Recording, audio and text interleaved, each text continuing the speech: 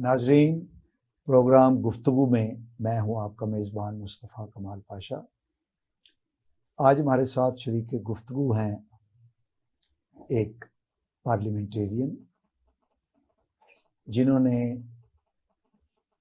सियासत को खिदमत का ज़रिया बनाया है और इस हद तक वो इस बात पर ईमान रखते हैं कि अपनी खातून खाना को भी आपने इस नोबल काज के अंदर शरीक कर लिया है। इनकी ज़ौजा मोहतरमा भी पार्लियामेंटेरियन है, इनका ताल्लुक़ मुस्लिम लीग नून से है। आइए हम इनसे गुफ्तगू करते हैं। शाहिद महमूद भट्ट साहब हमारे आज के मेहमान ख़ुसूसी। Thank you sir. जनाब शाहिद महमूद भट्ट साहब, थैंक यू भाई साहब, बहुत मेहरबानी सर। आप के बारे में हम जानते हैं कि आप माशाल्लाह सियासत को अपनी दौलत बढ़ाने का नहीं बल्कि खर्च करने का और अपने अवाम के लिए भलाई और बेहतरी का ज़रिया समझते हैं। ये कहाँ से आपने नज़रिया हासिल किया है, ये ख्याल कैसे आया है? क्योंकि हमारे सियासतदानों के बारे में तो ये तसव्वुर किया जाता है और खासी हद तक दुरुस्त है कि वो एक लगा के 100 कमाने की बात करते हैं और अमलन भी ऐसा ही होता है। तो आप कैसे इस खसारे के सौदे में आ गए? बिस्मिल्लाहिर्रहमानिर्रहीम। पाशा साहब, thank you very much for your compliments. Pasha साहब, actually I did my masters in agriculture. मैंने एग्रीकल्चर में MSc ऑनर्स किया अपने from agriculture university Faisalabad. Then I joined ICI multinational में मैंने काम किया। ड्यूरिंग जॉब मुझे शौक था, मेरे यानी ये इनहेरिटेड करेक्टर भी मिला। अच्छा, मेरे चचा भी थे, मेरे वाला साहब भी। जब मैं पैदा हुआ मेरे वाला साहब 58 में, उस वक्त यूं खां के दौर में भी चेयरमैन बन चुके थे। अच्छा। तो थोड़ा सा मुझे ये था कि आई वाज सोशल वर्कर। तो मुझे जब मैं अपने गांव या अपने हल्के में, देहाती हल्के में देखता था लोगों की हालत जार, तो मैं बड़ा कुड़ता था यार कि ये पॉलिटिक्स जो है ना, ये पढ़े लिखों का काम है। जो उस वक्त रवायती किस्म के हमारे सियासतदान थे, मैं उनके पगड़ियों वाले, मैं थोड़ा सा हट के ना उस सियासत को लेता था कि ये सियासत नहीं है। सियासत ये है कि आप लोगों को अच्छी सर्विस दें और आप लोगों की भलाई के लिए वो काम करें जो आप अपने लिए जाती तौर पे करते हैं। तो मैं बाई कार्ड जब मैं रिजाइन दे के ICI से मैंने रिजाइन दिया और मेरा गोरा एक्सेप्ट नहीं करता था मेरा resign.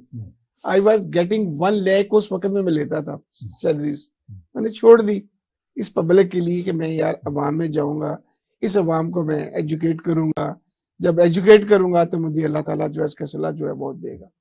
So I came in the politics. जब मैं पॉलिटिक्स में आया तो 90 में मैं पॉलिटिक्स में इंटर हो गया और मैं इलेक्शन जीत गया पहली दफा सर, जिससे काउंसिल में मैं आ गया। उसके बाद फिर मैं MPA भी बन गया। उसके बाद भी मेरा ऑब्जेक्टिव सिर्फ एक ही था सर कि प्रैक्टिकली मैंने खुद एज ए रोल मॉडल बनना है। सियासत में पहले खुद आप करेंगे तो लोग आपको फॉलो करेंगे। सो जो मैंने सबसे पहले ये काम किया, जो हालात जार थे लोगों की, उनकी बेहतरी के लिए मैंने सबसे पहले गरीब और अमीर का फर्क खत्म किया। मैंने हमेशा जो निगलेक्टेड तबका होता है ना सर, जिसको कोई सब नजरअंदाज करते हैं, मैंने उसको अपने साथ बढ़ाया, उसके दुख दर्द में शामिल हुआ। थोड़ा सा मैंने डिफरेंस खत्म किया कि हम सब एक हैं, मैं आपका एक नुमाइंदा हूं, आप मुझे खुल के बात बताएं, जो आपके मसाइल हैं वो हम हल करें। सो आई केम इन पॉलिटिक्स। तो थोड़ा सा चेंज मैं ये लेके आया कि मैंने सबसे पहले I have donated my land. अपनी मैंने 2 एकड़ जमीन दे के वहां बच्चियों को कॉलेज बनवा दिया दशका में, अपने गांव, अपने हल्के में जी। तो ये मेरा एक फर्स्ट स्टेप था जो जिसने मुझे हौसला दिया, मुझे दुआएं मिली, बच्चों की बच्चियां पढ़नी शुरू हो गई, अब माहौल चेंज हो गया सर।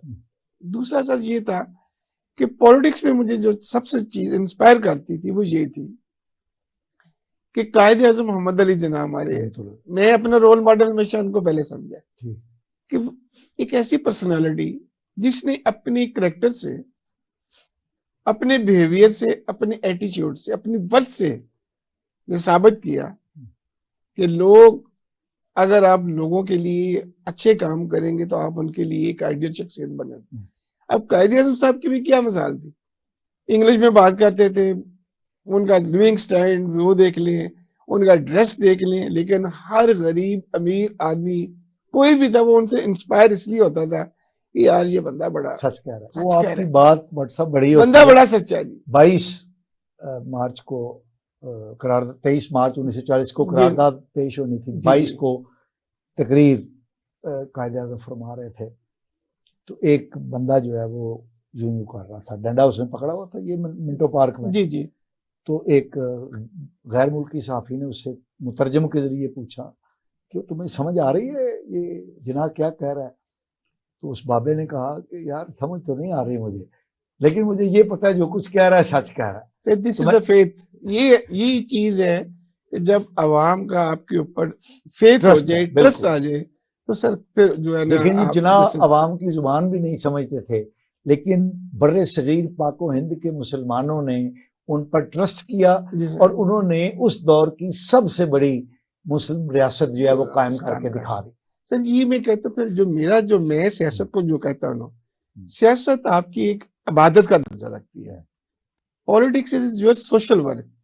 ये नहीं होता कि पॉलिटिक्स में आप आए, और मैं तो बड़ा ओपनली कहता हूँ कि यार आप हमारे सासे देखें, when we came in politics, उस वक्त के सासे देख लें, इस स्टेज पे देख लें, हमारा डिफरेंस नजर आ जाएगा कि क्या हमने पॉलिटिक्स बनाए में हैं कमाए हैं या या खर्च हमने खर्च। अगर हमने खर्च किए हैं तो इन दी बेटरमेंट ऑफ द पब्लिक, हमने वो चीजें अगर खर्च करते हैं, अगर हम वहाँ पब्लिक को फैसिलिटेट करते हैं, बच्चों को एजुकेट करते हैं, अगर हम गुरबा के लिए कुछ मसाइल उनके हल करने के लिए खर्च करते हैं, तो सर अगर आप अपनी तरफ से करेंगे ना, दो चीजें होती हैं। एक होता है कि आप गवर्नमेंट से लेते हो, वो काम करना, वो आपका उसमें कोई क्रेडिट नहीं है भाई, वो तो गवर्नमेंट दे रही है आपको। व्हेन यू आर एमपी है या एमएनए है, जो भी फंड्स हैं वो आपका नहीं है, वो अवाम का ही है और अवाम के ऊपर ही लगना है। हमारा नाम होता है जी कि वो एमपीएस दे की है। मैं इस पे बिलीव करता हूं कि आप अपनी पर्सनल कैपेसिटी में डोनेट करें, आप पब्लिक के लिए डोनेट करें, मैं अपनी जाती हैसियत में क्या देता हूं। तो ये है सियासत, बिल्कुल सर एक इबादत है, और इस इबादत को अगर कुछ समझ के सियासत करता है तो मैं कहता हूँ अल्लाह ताला भी उसके ऊपर बनता है सर, उसमें परेशानी नहीं। लेकिन शायद महमूद साहब, आपके शहबाज शरीफ साहब की हुकूमत ने तो अवाम का रगड़ा निकाल दिया है 13-14 महीनों में।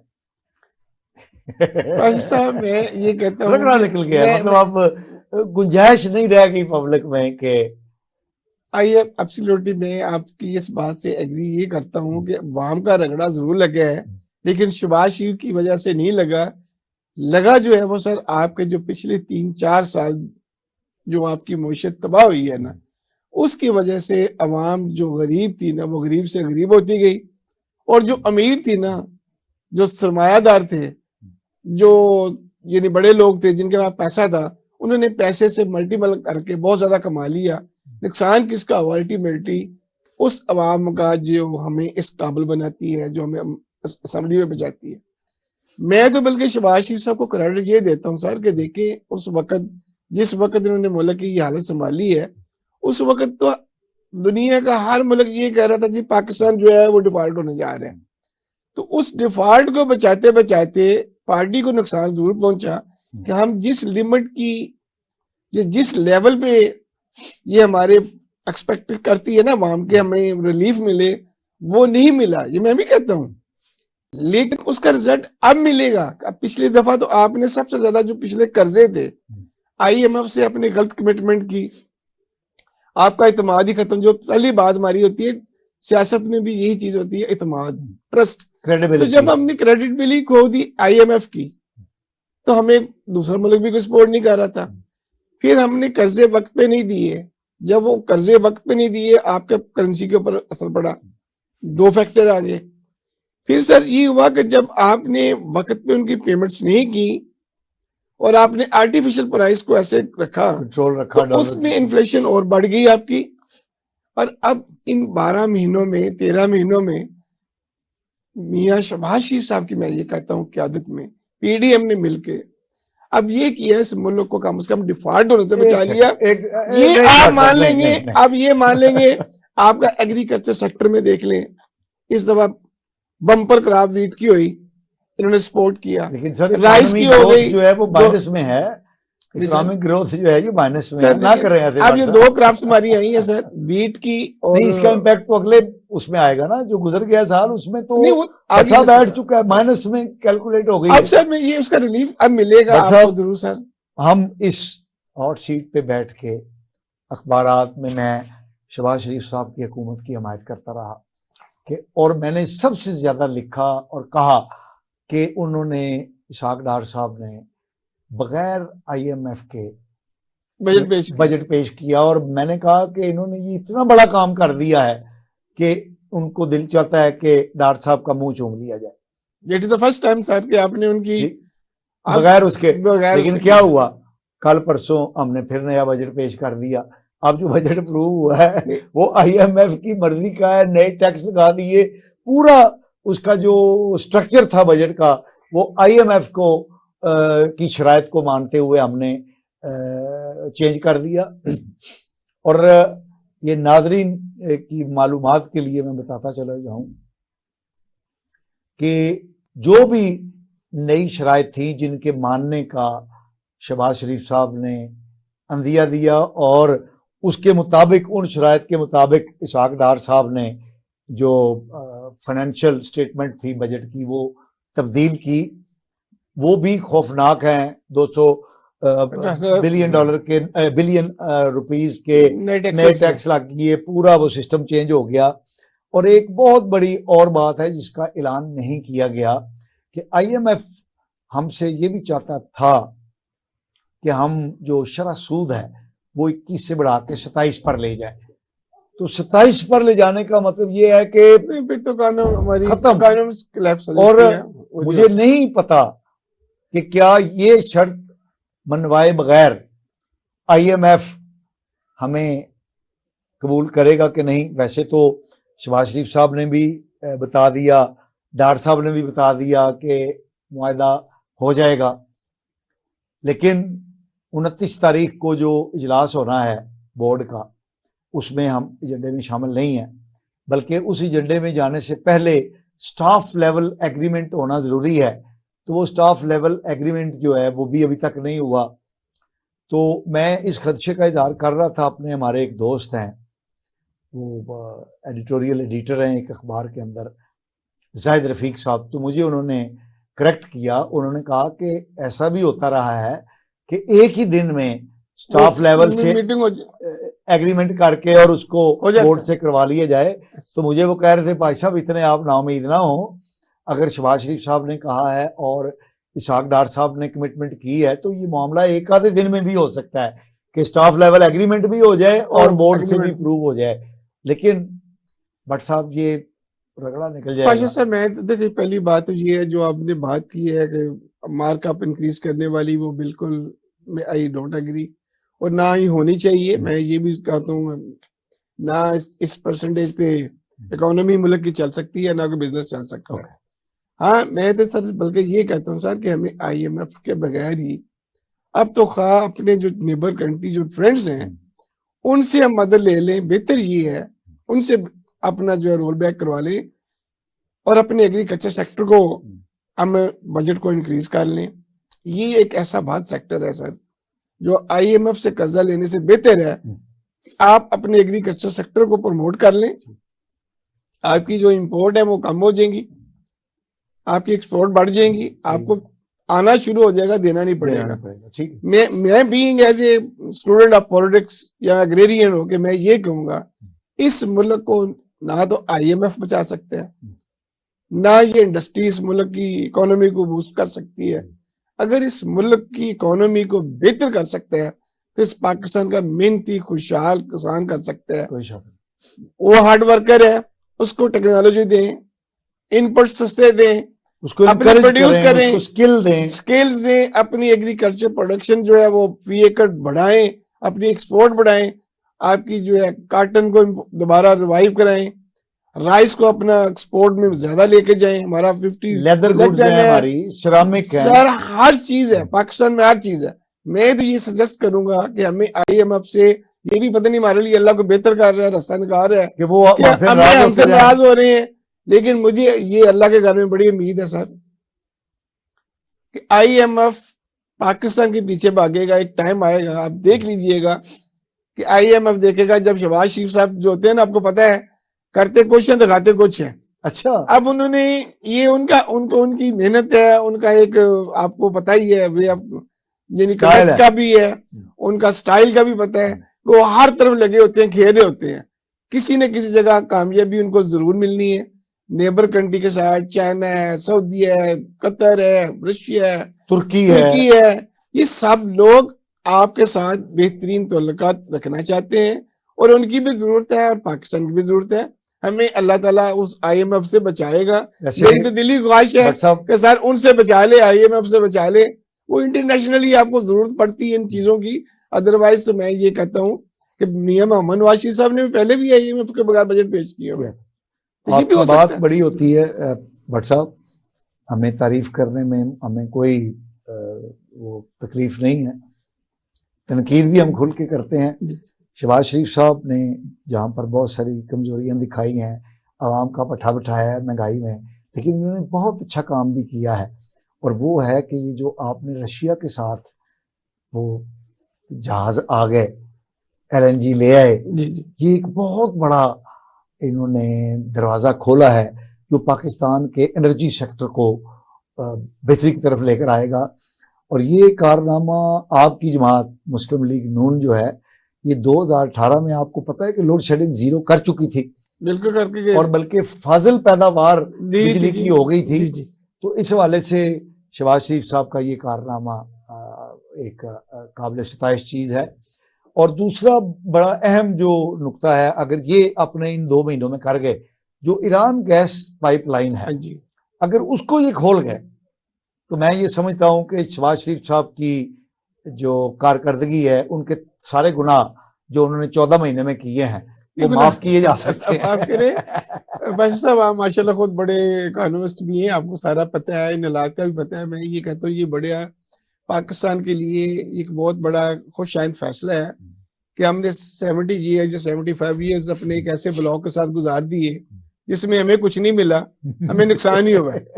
यानी 75 ईयर्स में हम जिस ब्लॉक में चले गए थे ना, उन्होंने हमसे बड़े फायदे ले लिए हैं। हम नहीं कर सके, अफगानिस्तान की वार हो, का 9/11 का वाकया हो, मजे वो करके हम यूज उनके लिए हो गए, लेकिन हमने उनसे वो बेनिफिट नहीं लिए।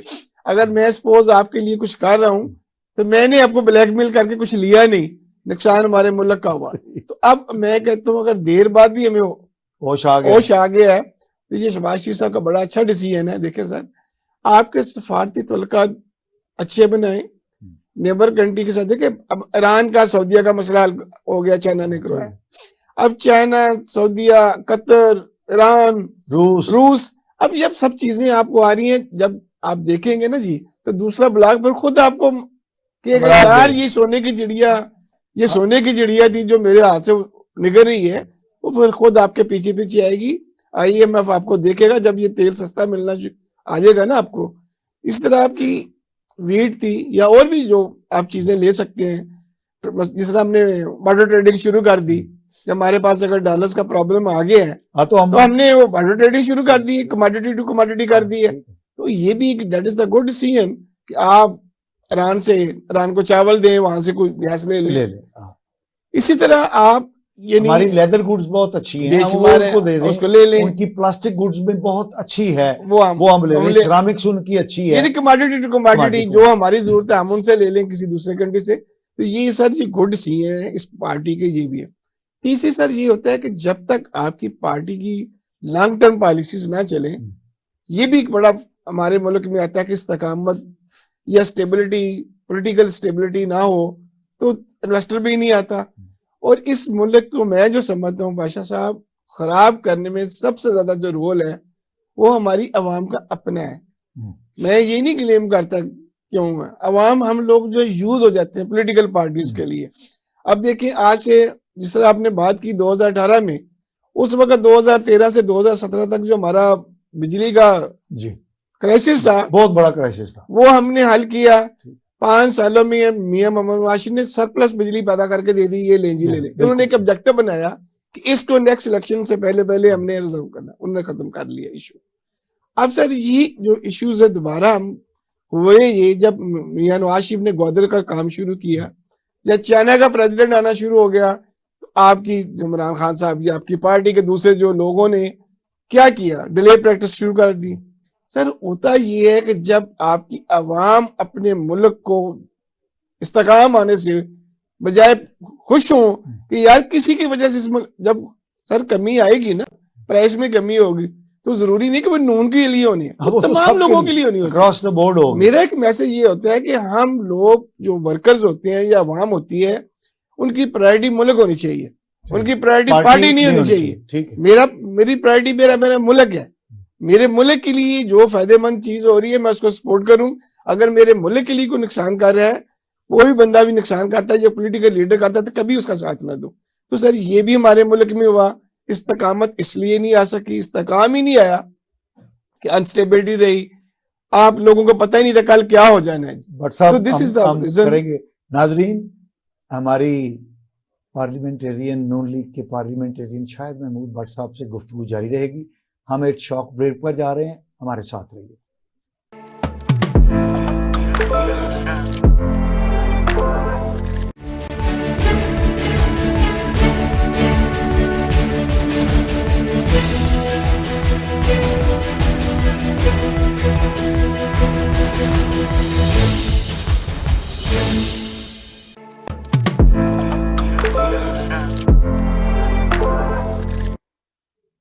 नाजरीन, वेलकम बैक।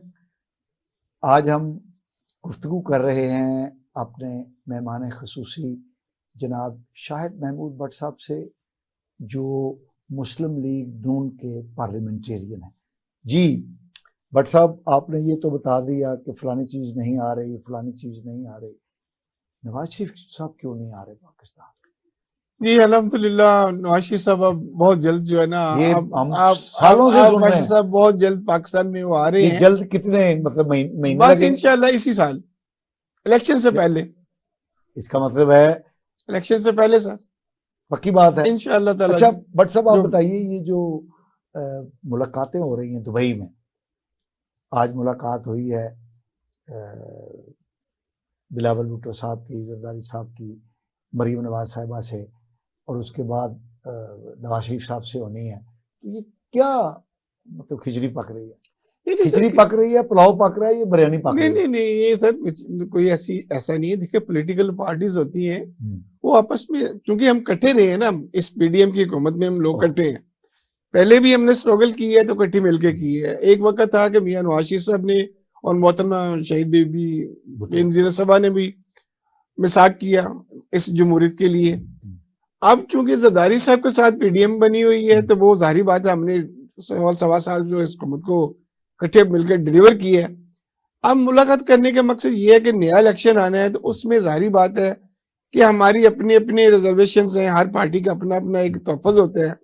हो सकता है वो कहें जी हम इसी प्लेटफॉर्म पे मिलकर इलेक्शन लड़े, हो सकता है वो कहें जी इंडिपेंडेंट इलेक्शन लड़े, उस सब पार्टियों ने। लेकिन जाहिर बात है मियां नवाज शरीफ साहब के बगैर, अब देख लें, मैं कहता हूं जी कि वो ऐसा लकी लीडर है कि जिसको आपने नहल भी किया, लेकिन उसके बगैर, कोई पूछे बगैर मशवरा, पाकिस्तान में होने वाले तमाम मेजर फैसले भी अल्लाह ताला ने उसके ऊपर कितनी मेहरबानी की है कि आप उनसे पूछ के यानी फैसला भी कर रहे हैं। इस तरह जरदारी साहब, मरियम साहबा, बिलावल साहब, ये सब जो मिल रहे हैं, जाहिर बात है पाकिस्तान पीपल्स पार्टी की बहुत बड़ी पार्टी है, वो भी रूलर पार्टी रही है, तो वो मशावरत करना चाहते हैं कि जी आने वाले इलेक्शन में हमें क्या करना है, क्या आपस में मिलकर लड़ना इलेक्शन। तो ये पॉलिटिकल मीटिंग चलती रहती है। अच्छा शाहिद महमूद भट्ट साहब, वो जो प्रोसीजरल बिल है, इतलात ये है कि शायद आज सदर पाकिस्तान जो संजरानी साहब हैं, तो वो क्योंकि उन्होंने साइन कर दिए हैं बजट के पर, तो बजट तो इनेक्ट हो गया, और वो बिल जो है वो भी उनके पास चला गया है, यानी ईवान सदर में। जी। तो वो क्योंकि सदर है, तो इतलात ये हैं कि शायद आज या कल वो उस पर साइन कर दें और वो फिर एक्ट ऑफ पार्लियामेंट बन जाएगा, और इस तरह नवाज शरीफ साहब की जो बर्रियत है उसकी राह हमवार हो जाएगी। सर बिल्कुल हो जाएगा, ये तो हो गया बल्कि, क्योंकि देखिए सर असल चीज ये होती है कि पार्लियामेंट ने जो फैसला करना होता है, पार्लियामेंट ने कानून बनाना होता है। अब पार्लियामेंट अगर कहती है जी किसी को 5 साल से ज्यादा आपने डिस्क्वालीफाई नहीं कर सकते, तो उसमें अमेंडमेंट हो गई, तो उन्होंने कहा ठीक है जी। अब वो पार्लियामेंट से मंजूरी होगी, उसके बाद सेनेट से भी होगी, अब जो सदर साहब ने साइन किए तो वो पार्लियामेंट बन गया। उसका सर फायदा ये होगा कि एक ऐसे आदमी को, एक ऐसे लीडर को, एक ऐसा इंटरनेशनल लीडर जिसने पाकिस्तान को एडमी पाकिस्तान बनाया, आपने उसको किसी ऐसी जगह से, ऐसी वजह से डिस्क्वालीफाई किया जो उसका केस ही नहीं था। केस पनामा का था, निकाला कामा से। ये क्या चक्कर हो गया जी कि बंदे को आपने फॉर लाइफ जो है वो डिस्क्वालीफाई कर दिया। इसी तरह उसका फायदा दूसरी पार्टियों को भी, लोगों को होगा। तरीन साहब भी इस तरह डिस्क्वालीफाई और जो इसका सबसे बड़ा बेनिफिशियरी होता हुआ आइंदा हमें नजर आ रहा है, वो खुद इमरान खान साहब हैं। हाँ जी, वो भी देखे अगर मैक्सिमम डिस्क्वालीफाई होंगे तो 5 साल के लिए होंगे ना, अगर वो भी डिस्क्वालीफाई होंगे। अब पार्लियामेंट उनके जुराइम ऐसे हैं कि वो तो ताहियात नहीं बल्कि बाद अज मर्ग भी मैं समझता हूँ सियासत से निकाल देना चाहिए। लेकिन इसके बावजूद पार्लियामेंट ने, देखिए पार्लियामेंट जो होती है सर, वो कानून को अपने खास मकसद के लिए नहीं करती। पार्लियामेंट का काम होता है कि उसने लॉज ऐसे बनाने होते हैं date for all, not for me, not for as own. ये अलग बात है कि फौरी तौर पे नजर ये आता है जी उनको फायदा हो रहा है। असल फायदा तो ये हो रहा है जो बात आपकी है। अगर यही कहते हैं जी ठीक है जी कि इसको डिस्क्वालीफाई करने के सारी उम्र के रहने, तो फिर ये भी डिस्क्वालीफाई इमरान खान साहब भी है। लेकिन ये हमारी जो पार्लियामेंट है, शहबाज शरीफ साहब ने कहा नहीं, किसी के साथ हम ये नहीं करें, मैक्सिमम सजा जो उसको है वो 5 साल से बढ़ानी नहीं चाहिए। तो सर वो प्रूव हो गई है। तो वो संजरानी साहब जो इस वक्त एक्टिंग प्रेसिडेंट है, तो अल्हम्दुलिल्लाह कर देना उन्होंने आज या कल। लेकिन भट्ट साहब आप इतने खुश ना हो, सुप्रीम कोर्ट ने अगर उसको स्ट्राइक डाउन कर दिया तो फिर क्या होगा? सुप्रीम कोर्ट तो तुली हुई है, यानी अभी वो बर्थ हुई नहीं थी तो उन्होंने उस पर वो ले लिया एक्शन। तो वो स्ट्राइक डाउन अगर कर देंगी तो फिर क्या होगा? नहीं सर, वो इम्कान मौजूद है। सर वो क्या कर सकते हैं, मुझे ये बताएं। अगर आप पार्लियामेंट जो है चीज को मंजूर करती है तो सुप्रीम कोर्ट उसमें क्या कर सकती है? एक सदर साहब तो सुबह साइन कर देते हैं, तो फिर बाकी क्या बचा? जो कह सकती है ना सुप्रीम कोर्ट के ये in contravention to the constitutional norms है। नहीं सर, कुछ नहीं। अब नहीं, मुझे नहीं, अल्लाह के घर में ये उम्मीद नहीं है कि अब इस स्टेज पे नहीं, क्योंकि मैं अल्लाह के घर की बात सर मैं ये कहता हूँ सर कि अब सबको अपने अपने असल हमारा जो इश्यूज आ रहे हैं वो यही है कि हम सबको अपनी अपनी डोमेन में रह के ही इस मुल्क की खिदमत करनी होगी। हर अदारे को अपनी लिमिट में रहना होगा। जो इसका जो काम है उसको करने दें। मेरा काम है, पार्लियामेंटेरियन हूं, तो मुझे लेट मी डिसाइड कि क्या हमने कानून उस वक्त वो पसंद ना करें जो अगर हमारे इस्लामिक लॉ के अगेंस्ट आए, तो वो तो हम कह सकते हैं। बाकी किसी की सजा किसी कानून की कम करनी है, ज्यादा करनी है, तो वो जो है वो इनका ही काम है, पार्लियामेंट का काम है। पार्लियामेंट का काम है, पार्लियामान इज द सुप्रीम, ये उनका ही काम है। उन्होंने इम्प्लीमेंट करवाना है, तशरीह करनी है ना। तो ये इसलिए यही चाहते हैं हम कि मुल्क हमारा तरक्की उस वक्त ही कर सकता है जब तमाम अपने अपने जो अदारे हैं अपनी अपनी आईनी हदूद में हम रहे। तो ये मेरे ख्याल में इस चीज को मजीद नहीं करना चाहिए, खत्म करना चाहिए। आपकी बात बड़ी होती है भट्ट साहब। ये इन प्रोसीडिंग को जो बेंच बनाया था चीफ जस्टिस ने, उसमें जो इनकम्बेंट चीफ जस्टिस हैं वो, और उनके बाद जो दूसरे नंबर पे जज हैं, उन्होंने कहा कि ये कोर्ट जो है ये नहीं है, वो सब नहीं कर दिया सर। तो आपकी बात की रिफ्यूज कर दिया सर उन्होंने। पार्लियामान का काम जो है ये पार्लियामान को करने देना चाहिए। लेट देम डिसाइड सर, उनको करने दें, वो अपना काम करें, हम अपना काम करें। सर मुझे ये बताएं, लाखों केसेस हमारे पड़े हुए हैं, अदालतों में हम रोल रहे हैं। अवाम को ऑनेस्टली स्पीकिंग सर, मैं आपके ये चैनल से पैगाम देना चाहता हूँ, अवाम को ये मकसद नहीं है। अवाम चाहती है हमें कोई रिलीफ दे इन लड़ाई झगड़ों से, यानी आपस में पॉलिटिशियन का और अदरिया का या आर्मी का, ये इन लड़ाई झगड़ों से आम आदमी जो है मुतासर होता है, उनका इनसे कोई कंसर्न नहीं है। तो हम ये चाहते हैं कि ये अदारे अपनी अपनी आईनी हदूद में रहते हुए काम करें, इस मुल्क की खुशहाली के लिए, इस मुल्क की बेहतरी के लिए, इस मुल्क की प्रॉस्पेरिटी के लिए, इस मुल्क की सवर्जेंटी के लिए, इस मुल्क के इस्तेहकाम के लिए यही है कि हम सब बसीयत कौम, बसीयत तमाम पॉलिटिकल पार्टी, तमाम दायरे अपने अपनी हदूद में रह के एक अच्छी कौम का साबित करें कि हमने इस पाकिस्तान को आगे लेके जाना है। मैं तो ये मैसेज जरूर देना चाहता हूं। साहब आपने बहुत खूबसूरत बात कही। मैं आपकी जो आपने ये गुफ्तगू की है उसको समराइज अगर करूं तो आपने नाज़रीन को ये बताना चाहता हूं कि बहुत सारे लोगों को, बहुत सारे तजिया निगारों को और बहुत सारे पार्लियामेंटेरियंस को ये पता ही नहीं है कि इस मुल्क में सॉवरन और सुप्रीम कौन है। पार्लिमान, हम जिस निज़ाम के तहत रहे हैं उसमें पार्लिमान सॉवरन है। एब्सोल्युटली। पार्लिमान ने एक आइन बनाया, तो आइन और पार्लिमान के दरमियान जिस वक्त मुआजना किया जाएगा तो आइन जो है वो मखलूक है, पार्लिमान क्या है, खालिक है। तो इन दोनों का अगर मुआजना करें तो कौन सुप्रीम हुआ? पार्लिमान। पार्लिमान सुप्रीम हुई। अब आइन के जरिए आगे इदारे बने, सुप्रीम कोर्ट बनी, सारे जितने इदारे हैं रियासत के वो आइन के तहत कायम हुए। तो अब उन इदारों पे सुप्रीम कौन है? आइन है। आइन। तो इसका मतलब यह है सुप्रीम कोर्ट कैसे बनी है? आइन के तहत। और आइन किसने बनाया? आइन किसने बनाया? पार्लिमान ने। तो अल्टीमेट जो सुपरमेसी है वो पार्लिमान की है कि पार्लिमान जो कहेगी वही इस मुल्क में नाफिज होगा। और पार्लिमान को जो, पार्लिमान की जो गाइडिंग प्रिंसिपल है, पार्लिमान के ऊपर कौन है? अल्लाह और उसके रसूल का हुक्म। तो पार्लिमान कोई भी ऐसा काम नहीं कर सकती जो अल्लाह और उसके रसूल के मुनाफी हो, के अहकामात के मुनाफी हो। तो जब हम कहते हैं कि पार्लिमान सुप्रीम है तो इसका मतलब है कि इस मुल्क के अंदर अल्लाह और उसके नबी का लाया हुआ जो दस्तूर है वो सबसे हावी है, वो सबसे हावी है। और ये हमने ओथ दिया हुआ है, यही पार्लियामेंटेरियन ओथ लेते हैं। तो इस हवाले से ये हमारी जजेस को ये अल्लाह ताला हिदायत दे। वैसे तो ये हिदायत याफ्ता ही हैं, लेकिन उनको ये बात समझ आ जानी चाहिए कि अल्टीमेटली जो सुप्रीम बॉडी है वो पार्लिमान है और जो वो कानून साजी करेगी वही प्रिवेल करेगी। और ये जो सुप्रीम कोर्ट के कुछ लोगों ने मुतक्का लगाया हुआ है पार्लिमान के साथ, उसको खुदा के लिए वो मुतक्का छोड़ दे, क्योंकि अल्टीमेटली पार्लिमान ही सुप्रीम है और पार्लिमान ही सुप्रीम रहेगी। बस मैं लास्ट में ये भी एक बात जरूर कहूंगा आपके चैनल से।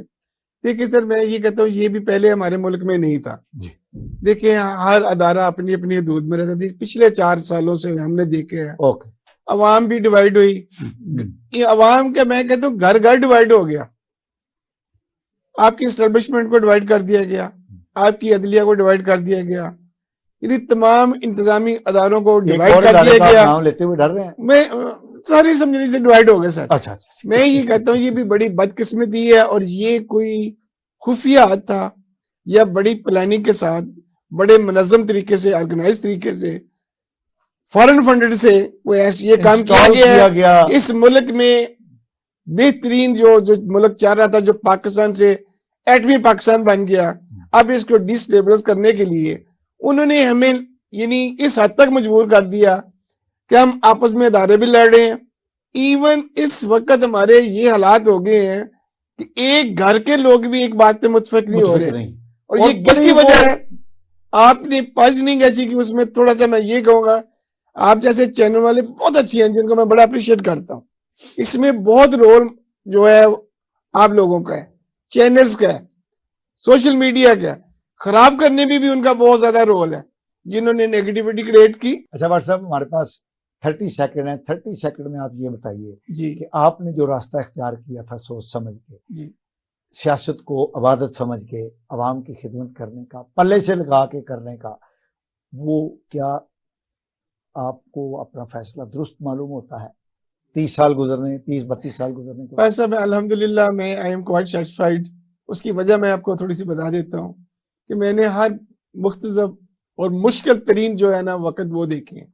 मैंने हुकूमतें बनती भी देखी हैं, हुकूमतें गिरती भी देखी हैं, बड़े बड़ी तकलीफें देखी हैं, लेकिन मुझे एक भी जरा बर तकलीफ नहीं पहुंची। मेरे अल्लाह ने मुझे हर जगह महफूज रखा और मैं इसलिए महफूज रहता हूँ कि शायद मेरे उस नेक कामों से या उन लोगों की वजह से जो मैं गरीब गुरबा की खिदमत करता हूँ या अपने अवाम की नेक निसी से खिदमत करता रहूँ, अल्लाह ने मुझे उसका सिला ये दिया कि उसने हमेशा मुझे महफूज महफूज रखा। रखा।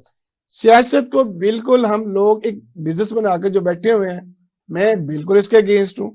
खुदा के लिए सियासत को इबादत का दर्जा दें, ये इबादत वाला अवाम की दर्जा है खिदमत और करें। अवाम की खिदमत का मकसद। जो अवाम की खिदमत करेगा सर, दो चीजें होती हैं, एक होता है आपको ज़हनी सुकून मिलना, एक होता है आपको फिजिकली सुकून मिलना।